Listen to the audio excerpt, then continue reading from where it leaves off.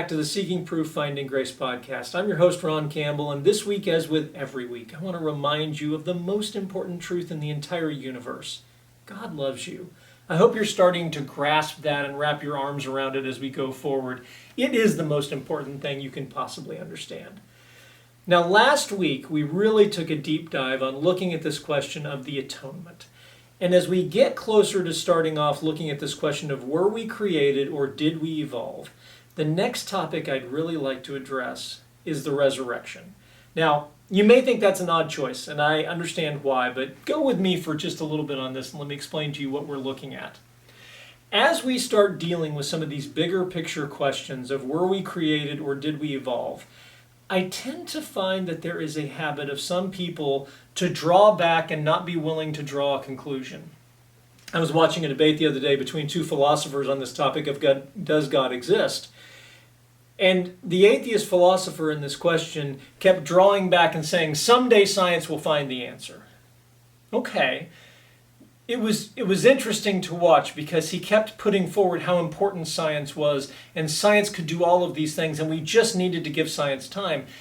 And it became apparent as the debate went on that the reality was he had changed the name of his God to science. And he was worshiping at the altar of science beyond all else. Science knew the answers to all questions. Science was able to answer anything. Even if science hadn't provided an answer today, science would provide the answer down the road. But the reality is there are some questions that science is never going to be able to answer. I mean, truth be told, some questions are more philosophically based. And one of the things we're going to see in the weeks to come is there are a great many scientists who are amazing scientists. Stephen Hawking, before he passed away, brilliant scientist, nobody questions.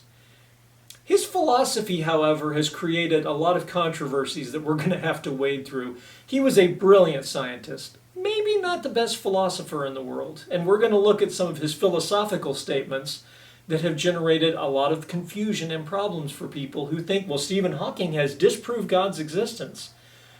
No, Stephen Hawking has not disproven God's existence. His questionable philosophical conclusions may have concluded that God's not necessary.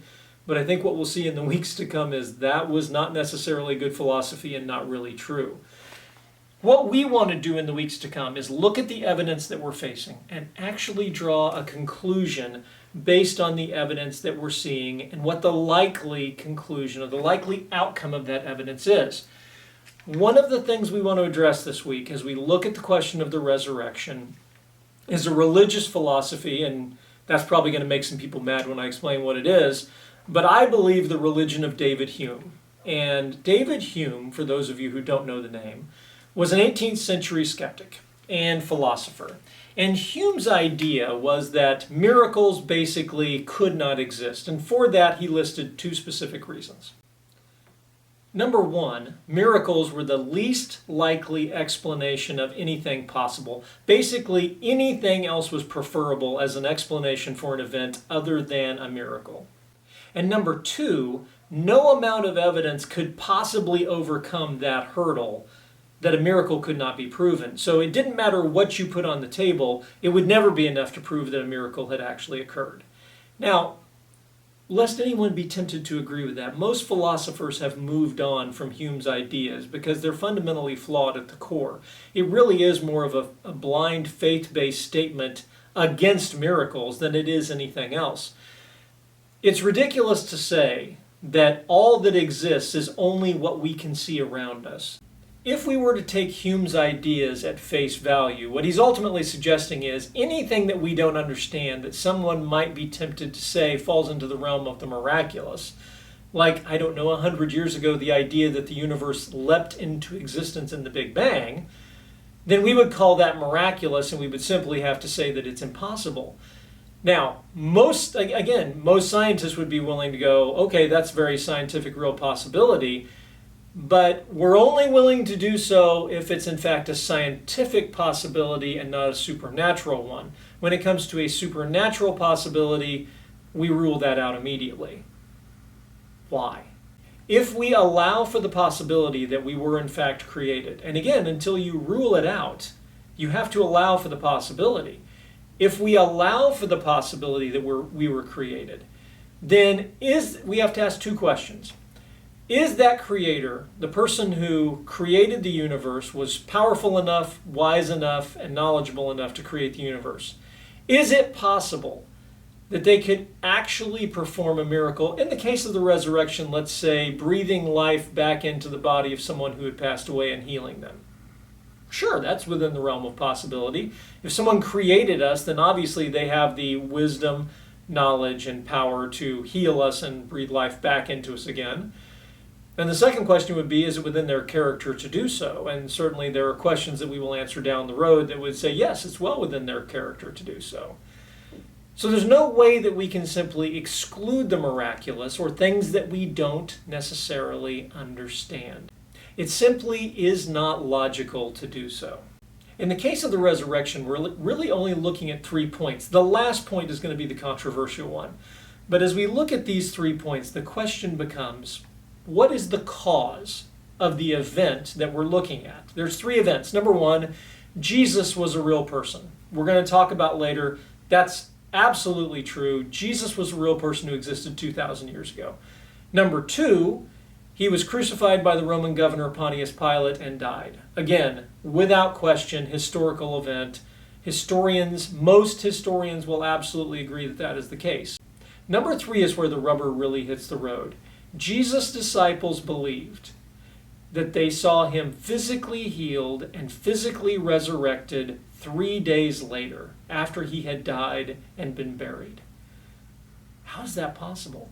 And for the next 40 days, Jesus made multiple appearances to multiple people, up to and over 500 people at one time. The question becomes, how do we analyze that event? It's that event of the resurrection that we have to analyze. And the danger of using Hume's ideas is simply to step away from it and not make a choice or rule it out because it sounds miraculous. Obviously, it's not a normal event. With Hume's ideas, what we would say is, well, anything that's not normal, we simply have to walk away from it and we can't analyze it. Well, then we could have never analyzed the Big Bang. We could have never analyzed the beginning point of the universe if we simply have to walk away from as a possibility anything that we don't fully understand. Hume's ideas don't work here. The question is not whether or not something like the Big Bang happens every day, or whether or not the resurrection happens every day. The question is, if the event has occurred, what is the most likely explanation for the event that has occurred? It's possible that the explanation is, well, everybody got it wrong. Everybody hallucinated. Whatever those answers may be, that's what we have to look at and analyze. So the challenge I'm going to have for each of you as we look at this question of the resurrection is, looking at the evidence that we have at hand, what is the most likely answer? And what we're not going to do is to walk away from it and not make a decision. That's what we've got to do in this case, and that's what we've got to do in all of the steps that lie ahead of us, going from nothing to where we are today. So part of the reason that we're looking at this as an exercise for what lies ahead, but part of it is to also address the question, how did we get here? I want to set the stage for you 2,000 years ago of where we are when the resurrection occurs so that we can get a feel for what was going on in everyone's minds. So 2,000 years ago, obviously the biggest issue that everyone's facing is Rome rules the world. And that's not a great thing if you're under Roman rule. Most people are not Roman citizens. Most people are slaves or servants of Rome. And for the most of the world, it doesn't work out very well underneath Roman rule. Your life is relatively cheap. Life is short and no one's really all that nice. It's a world that's impossible for many of us to imagine today. The Jewish people have been waiting for 500 years for the Messiah to come, someone that they believed was going to deliver them, in this case, deliver them from Roman rule. And the prophet Daniel had foretold the Messiah's coming. And so this was the time when it was going to happen, right around this time. So everyone believes that the Messiah should be there, and everyone is waiting for this conquering military king that he's going to bring about on the throne of David, that he's going to bring about a kingdom that will never end. And so everyone has anxiously been awaiting this military ruler to come in and overthrow Rome. It's easy to understand why. And about that same time, this young Jewish carpenter comes on the scene. His name is Jesus. And he works signs and miracles, and even his opponents recognize and have documented for us historically that Jesus was credited with working miracles. But he doesn't seem to exactly fit the bill. He spends a lot of time talking about how everybody has misunderstood who God is, and they're missing God's heart. They understand the letter of the law, but not the spirit of the law. And he gets into a lot of conflicts with the religious leaders of the day, trying to help them to understand that they become legalistic and hard-hearted. And he teaches ideas that even 2,000 years later, ideals that we still haven't achieved. Even Richard Dawkins will admit that Jesus' ideas are way, way, way beyond his time. So he sets this incredible standard, and he just captivates the people with this idea of hope and love, and he lays out for the people of the day that they've got it wrong and that they really don't understand who God is. And then he starts trying to explain to them who the Messiah is, and that they don't have that right either. And he starts painting this picture for them. What if the Messiah was really focused on the eternal? That the kingdom wasn't here, that the kingdom was going to be an eternal kingdom. And that's something that's just way outside of their scope of understanding. Then after 3 years of his ministry, he looks at his disciples, his closest followers, as they get ready to head to Jerusalem for the Passover feast. And he tells them the unthinkable, that he's going up to Jerusalem and that the religious leaders will kill him. They will crucify him, and 3 days later he'll be raised from the dead. He identifies that he's going to die for the sins of mankind, and this has just got to be... They clearly don't have any idea what he's talking about. They think it can't be possible, and I think probably some of them are hoping that he's the Messiah and he's still going to wage this military victory against the Romans, and the kingdom is coming, and even after he dies and is raised from the dead, the disciples are still looking at him going, is it time for the kingdom? And he's probably going, you got to be kidding me, guys, do you still not get it? But he starts setting the stage for them of what's about to happen. And it just had to sound like foolishness to them. I love in N.T. Wright's book, The Resurrection of the Son of God, he describes it this way, this idea of the resurrection. And I love the picture that he paints of the mindset, not just of the Jewish people. And remember, this is taking place with these Jewish followers of his in this context of what did it mean for someone to be raised from the dead. And I love the way N.T. Wright paints this picture for us. When the early Christians spoke of Jesus being raised from the dead, the natural meaning of that statement throughout the ancient world was the claim that something had happened to Jesus which had happened to nobody else. A great many things supposedly happened to the dead, but resurrection did not. The pagan world assumed it was impossible. The Jewish world believed it would happen eventually, but knew perfectly well that it had not done so yet. From a Jewish perspective, and remember all of the writings that we have in the Bible, the entire early church is made up of Jewish believers. They expected a resurrection of the dead to occur at the end of time, not now in the middle, but at the end of time. And surely that Jesus couldn't be talking about the same thing. And then things reach a breaking point. On the way to Jerusalem, Jesus heals a man named Lazarus. And that's it for the religious leadership. The Sanhedrin decides he has got to die, because he is going to stir up so much trouble with the Romans that eventually the Romans are going to put down the Jewish people, and he's posing a threat to the entire country, and Jesus has to go. So when he enters Rome after a few days, he gets into a conflict with the religious leaders, and they have him arrested and brought to trial one night. And rather than backing off of his claims, Jesus claims to be equal with God. And that's it. He's convicted on the spot of the crime of blasphemy for making himself equal with God. He's beaten and he's hauled to Pontius Pilate, the Roman governor. And the crowd demands, the Sanhedrin demands and stirs the crowd up, and they demand that Jesus be crucified for what he's done. And Pilate, unable to sway the crowd, acquiesces to their demands. And Jesus is beaten. He has a crown of thorns jammed on his head. And he's beaten and scourged. And scourging it involved a punishment like we can't imagine. It was a beating and a whipping that just physically tore you apart. And he's beaten so badly that before they even send him to the cross, he's probably in the process of dying already from the trauma and the blood loss and everything else that's occurred. He carries his own cross to the hill Golgotha. And there he is crucified. He's nailed to the cross, and he is so badly beaten. A few hours later, he succumbs to his injuries, and he dies on the cross. And just to be sure, the Romans take a spear, and they spear him in the heart to make sure he's dead. Two of his followers, both of them members of the Sanhedrin, Joseph of Arimathea and Nicodemus, get Pontius Pilate to agree to turn his body over to them. And they take his body, and they take spices and wraps and things, and they prepare his body according to the Jewish laws to get him ready for burial. And they bury him that evening very quickly in Joseph of Arimathea's own tomb that he has set aside for himself. And it's witnessed by his female followers what they do. And the tomb is sealed, and all hope is lost. The Messiah is seemingly dead. And the Sanhedrin, the religious leadership, set up a guard to guard the tomb because they remember that Jesus had promised that he would raise from the dead. And they don't want anybody coming and stealing his body and making the claim that he did so. The disciples are crushed, and they're ready to flee because they think they're next. And little do they realize that nobody cares about them anymore, that they're insignificant, but they're petrified and hiding. And they're ashamed and embarrassed that they abandoned Jesus in his hour of need, and that all of their talk of, "We'll stay with you to the death, Lord," all melted away as soon as a crowd came and dragged Jesus off. And 3 days later, on that Sunday morning, some of his female followers go to properly anoint the body because they figure that Joseph of Arimathea and Nicodemus probably didn't do a very good job.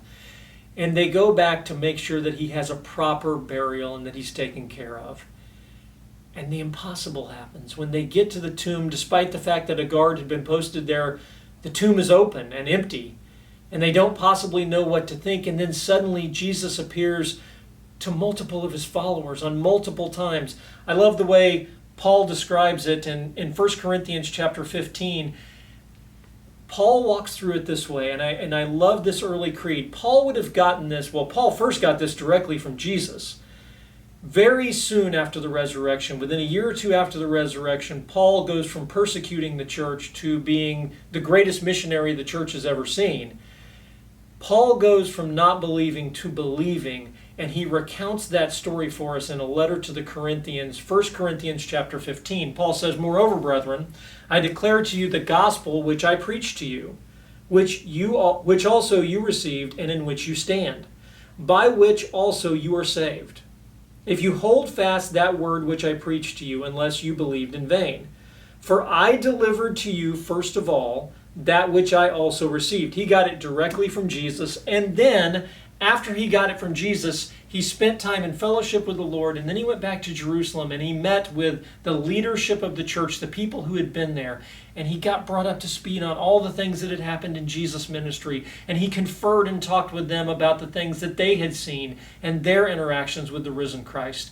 And Paul comes out of it, again, within a very few years of when Jesus died and was resurrected. He comes out of it with a very new understanding, and he walks out of it with the creed, with the gospel message that had already formed immediately after Jesus' death and resurrection. That gospel message is preserved for us in those first few days, months, and years, and goes forward, and Paul is recounting that for the church at Corinth. Starting back in verse 3, he says, "For I delivered to you first of all that which I also received, that Christ died for our sins according to the Scriptures," so according to the Old Testament for us, "and that he was buried in Joseph of Arimathea's tomb, and that he rose again the third day according to the Scriptures, and that he was seen by Cephas," that's Peter, "and then by the 12, the disciples, and after that he was seen by over 500 brethren at once, of whom the greater part remain to the present, but some have fallen asleep," they've passed away. "And after that he was seen by James," that is the Lord's half-brother, "and then by all of the apostles. And then last of all he was seen by me also, as one born out of due time. For I am the least of the apostles, who am not worthy to be called an apostle, because I persecuted the church of God. But by the grace of God I am what I am, and his grace toward me was not in vain. But I labored more abundantly than they all. Yet not I, but the grace of God which was in me. Therefore, whether it was I or they, so we preach, and so you believe." What Paul is saying to them is, look, we were eyewitnesses. We were eyewitnesses and we saw this. The reason that we preach these things under threat of death from the religious leadership and the Romans, the reason that we're risking our lives is because we saw this. We saw the unexplainable happen, and the only explanation is that he rose from the dead. They were grappling with this same question. And they were grappling with this same question because they were there. Some of them saw him beaten and scourged and crucified and died.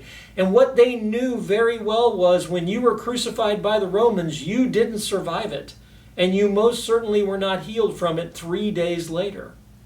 This isn't a statement by Paul only of what he saw happen. The reason he lists out all these people, the reason he looks at the Corinthians and he says, hey, all of these people saw Jesus after he died and then rose again, fully physically resurrected and physically healed. He looks at them and says, if you don't believe me, there's 500 plus people out there who also saw him. Go ask one of them. Most of them are still alive. This was eyewitness testimony. I love Acts chapter 1, Luke, who wrote the book of Luke, obviously, and the book of Acts. Luke recounts it for us this way in verse 3. Actually, I'm going to jump back a little further to verse 1. The former account I made, O Theophilus. Theophilus was the person who commissioned him to write the work. Of all that Jesus began both to do and teach until the day that he was taken up, after he, through the Holy Spirit, had given commandments to the apostles whom he had chosen, to whom he also presented himself alive after his suffering by many infallible proofs, being seen by them during 40 days and speaking of the things pertaining to the kingdom of God. This is the event. What we have to decide is, what is the most likely explanation for the event? And that is what we will take care of next week.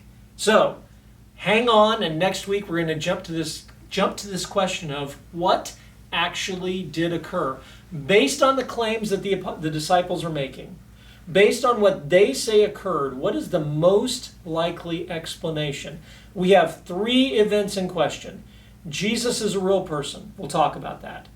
Jesus died on the cross at the hands of Pontius Pilate, and Jesus' disciples saw him 3 days later, and over the next 40 days at multiple times, at multiple places, raised from the dead.